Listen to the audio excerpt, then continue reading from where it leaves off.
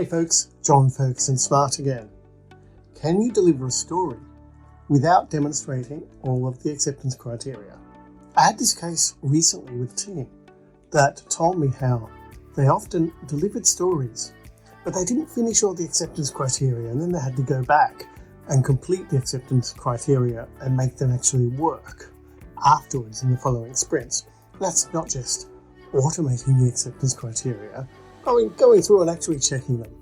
And the reason that they had to deliver these stories without the acceptance criteria was that the product owner, the stakeholders were really desperate to have that story into production as fast as possible.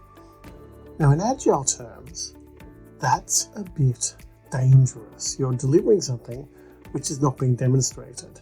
There's a high risk associated with that. But there's a broader problem. What this means is that you're trying to deliver a story which is bigger than the smallest incremental slice that you should really be delivering.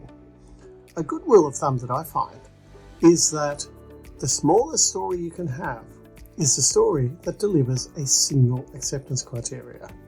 A signal given when then, a signal scenario outline if you're using Cucumber or a tool like that. That is the minimum size of a story. A lot of stories, when teams say that they are delivering a big story that has to be split over several sprints and that they can't do the acceptance criteria or the automation straight away, what that means is that their story has too many acceptance criteria. It's really a feature, maybe not an epic, but definitely at a feature level.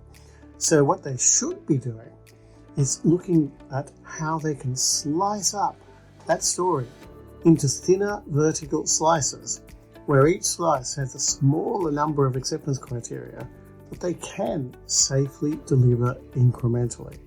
Then they'll get both the ability to deliver features incrementally, they'll get an understanding of what the customer really needs right now or what they can wait for, and they'll get the safety of delivering things that they know works.